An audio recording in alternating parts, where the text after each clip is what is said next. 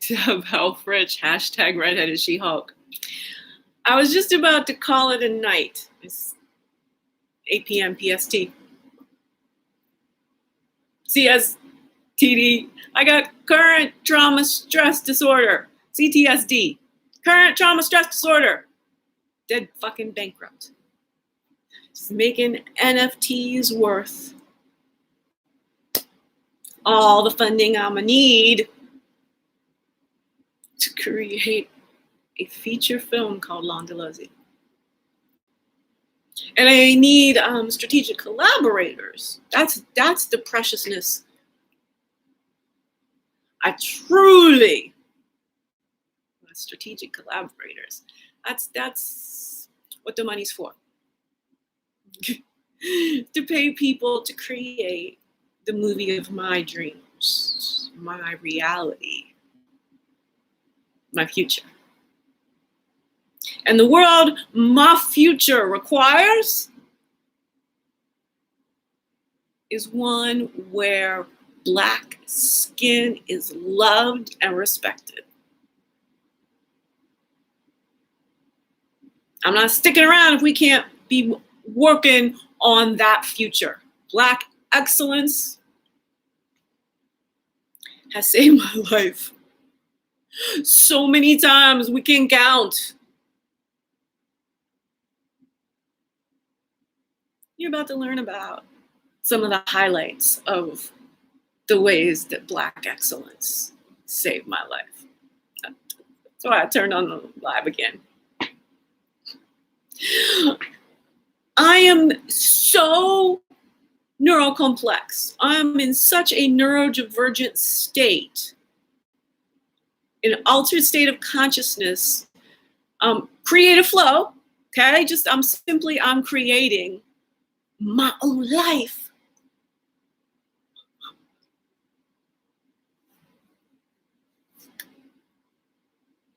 As a hashtag redheaded She-Hulk. You can call me Zenzi. So I'm over on LinkedIn, writing a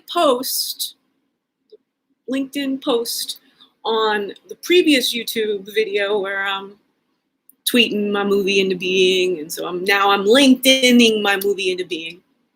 I mentioned in my 3 best friends from college, and best, there's no ranking or anything. In all serious truthfulness, the 3 that stuck with me. I think I always knew they were special and in different ways. And that they are also all 3. But what is it? Is it an energy thing? I mean, there's just no way to put into words like what friends can bring in your life. And sometimes it's, being together all the time, but sometimes it's this once every however many years sort of a thing.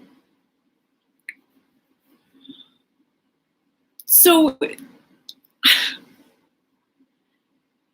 I'm LinkedIn mentioning my best friends about how another one of our very close in pals, who is a Hollywood A-list actor, is liking my tweets for him to co-star with me and executive produce, co-create with me a movie to reunite him and Jill Scott on screen.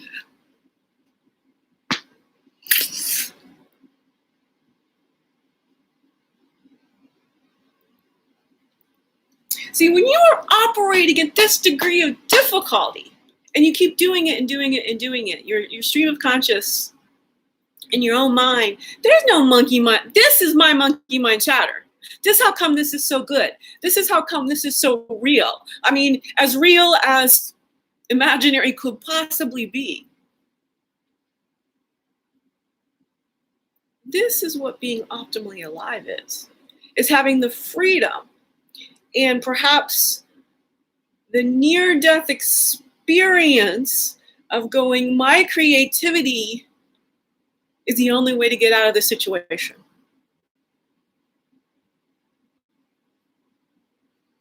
So what I'm doing, home solo for over a decade, is get on the internet and start creating a play. I'm human with blockchain.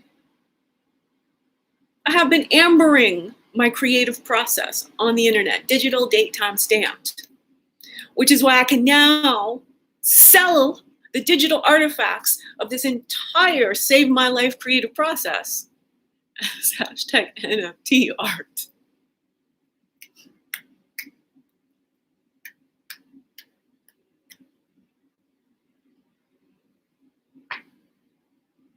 Which brings the movie into being.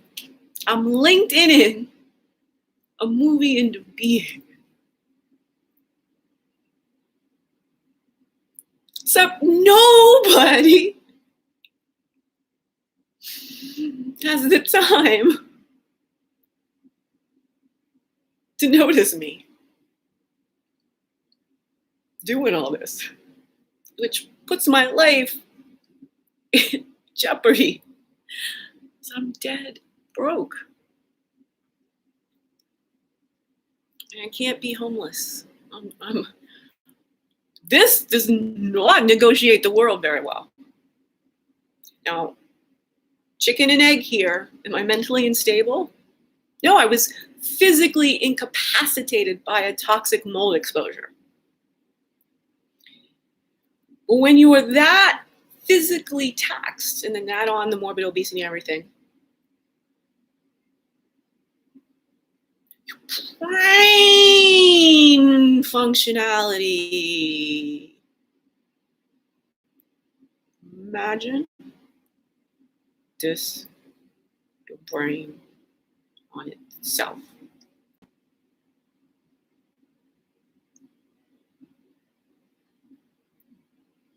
That's actually more than would have happened. I was trying to see if I could embody back into how I've changed the shape of my jaw. It's not just simply that the fat's evaporating. There was something with the shape of my mouth. Let's not go into any controversial territory unless you're speak embodiment. Or you are my friend and you know exactly, yeah, that's not how it used to look. Isn't just the fat, it is not, I'm telling you. Some of the breathing problems that I've had while sleeping that start to make sense. Much of the chewing problems, and they took out 6 adult teeth when they put on my braces. Because something was, my nothing developed correctly.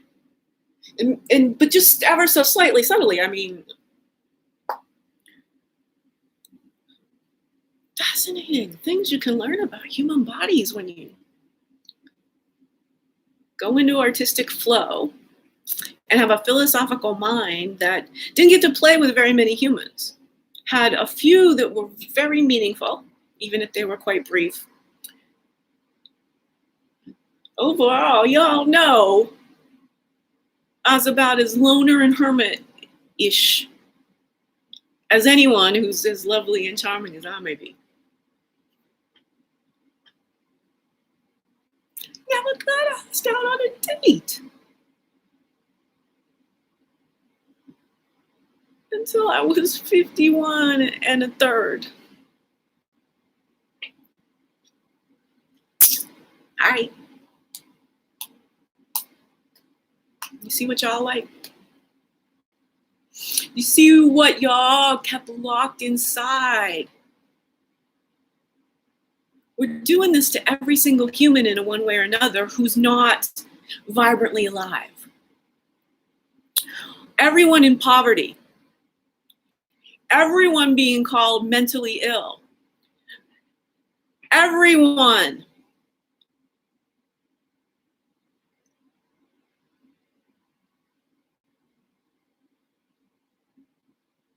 Locked within the humans as widgets mentality of plantation capitalism. If you can achieve some amount of money and it's not an out there, it's going to be at this point 30 million plus or something. But from that point on, like, you never need to think about money. And these people have a freedom that nobody else on the planet has. So this is a category. We're going on superficial categories: dark skin, light skin, male, female, blah, blah, blah, all these things about how we look. The real us and them in this civilization, because of how global multinational finance works, is human value equates to money. But human value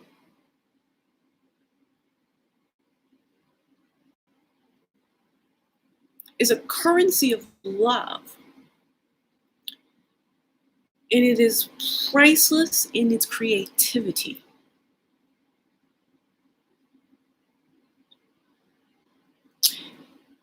Want to stop crime? We need to set up a framework for every human born in every nook and cranny of the globe to be able to create their own best life, to do what their soul wants to accomplish, wants to experience, wants to learn, wants to participate in, wants to birth. And in all honesty, I can't tell you how grateful I am for every single aspect of my life that was so non-standard. It's really the case that when you're almost dead, a near-death experience, what starts to happen is no matter what, you physically, physiologically, just your brain wiring, you can't not be yourself anymore. But in this society, it's really come to pass that nobody who doesn't hit that threshold can really, truly not diminish themselves based on the cosmology of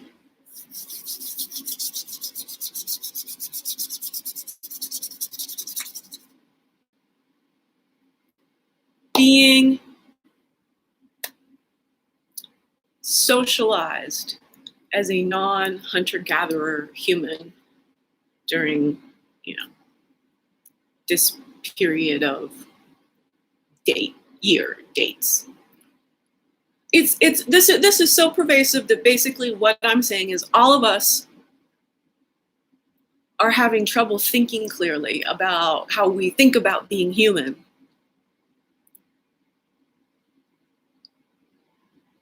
If we're not one of like the real few remaining hunter-gatherer tribes. And, I don't even know. I mean, nobody even reports on that anymore. I don't even know. I'm sure there's some just so remote or so stubborn or so intelligent. And just like, they were reading the energy. So these will be humans who can read the energy of us, the oppressors, whatever we think our fucking good intentions are, our energy. What you're seeing right here is a human operating in loving kindness, operating in fully mindful, conscious creation that says, what's best for me? Let's make sure it's best for everyone I can conceive of. And let's make sure my job is to keep meeting new people so I can conceive of more forms of humanity. Now, I'm one person, but this is my job. I'm a stand-up philosopher. I'm trying to start and ignite much more intelligent, civilizational level Socratic dialogues. I'm this generation's Socrates.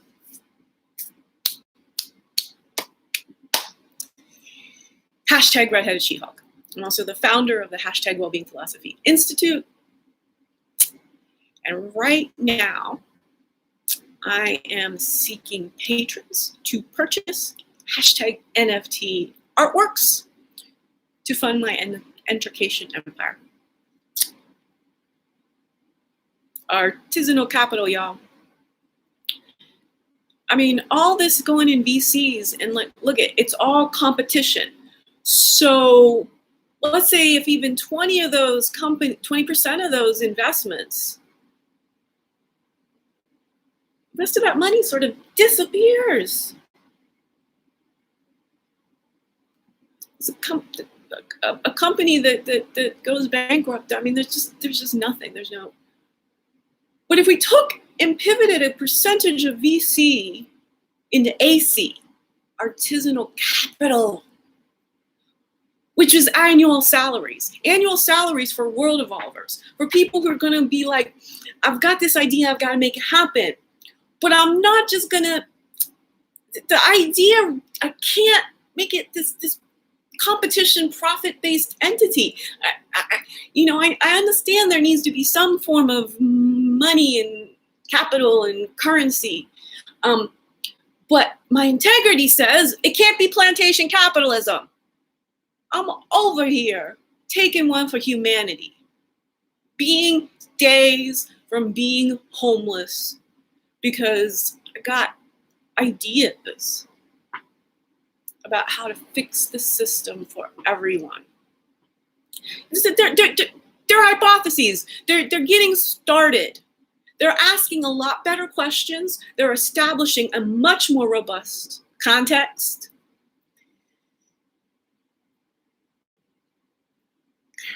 And I know I got a lot of mental fitness. Idea after idea after idea. I can architecturally stack ideas on top of each other.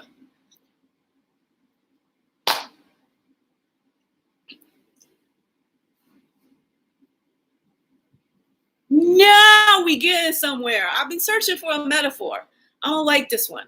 You're going to like this one.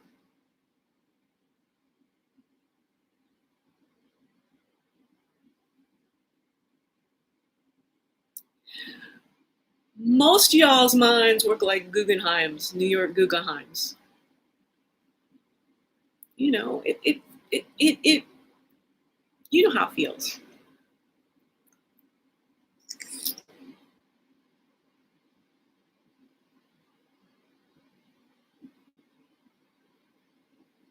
You pick, I mean, I'll go with Bilbao. I'm building mental architecture. This is a form of like synesthesia.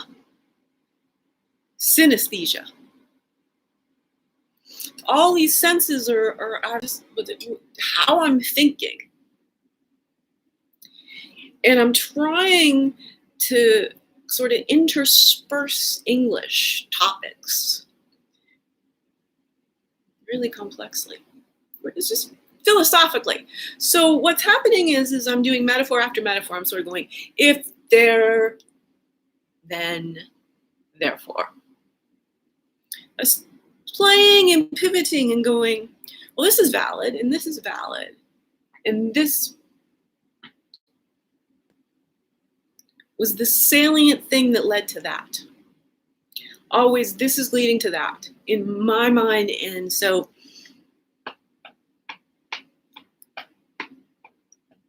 I'm trying to have people in my mind's eye I'm talking to, but trying to also make this universally fun. Just that it is a 52-year-old playing like a 9-year-old creating her own little Harry Potter verse, except it's her actual life. And she's doing it out loud on the internet. I'm sort of okay, yeah, Jim Carrey, right? The white person gonna get famous from hanging out with the Wayans. Yeah, don't. We can't get me started on the Wayans.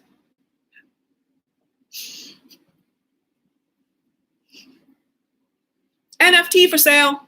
Actually bespoke. Yeah, you want me to do a stand-up Socratic monologue improv on Wayans. Gmail me and I'll get you the place to EFT me the digits.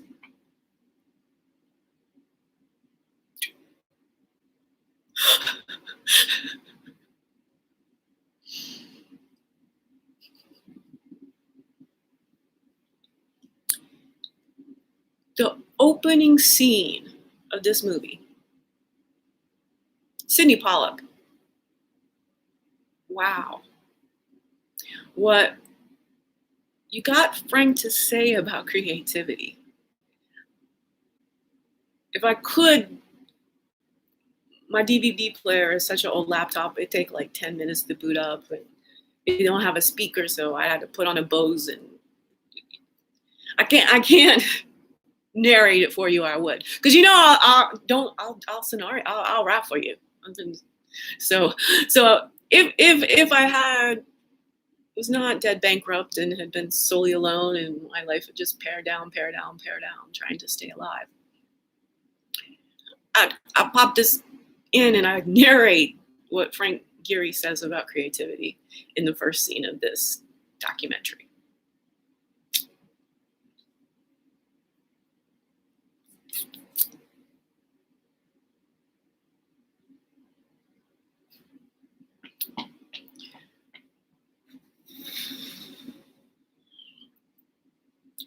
Everything that was lack and neglect in my life was linear. Everything that was joy and exuberance and flow was creativity. And that's how we need to focus on building the framework of human civilization. To, in every way, shape, and form, do life-centric thinking. First, do no harm to any molecule of life. And then, always be creating. Always be creating. Hashtag redheaded She-Hulk. She-Hulk! You know. I'm not very good at the intro, outros, whatever. I'm always being creative. Why should that mean I'm about to die in the US of hypocrisy? That humanity is the problem we're trying to solve.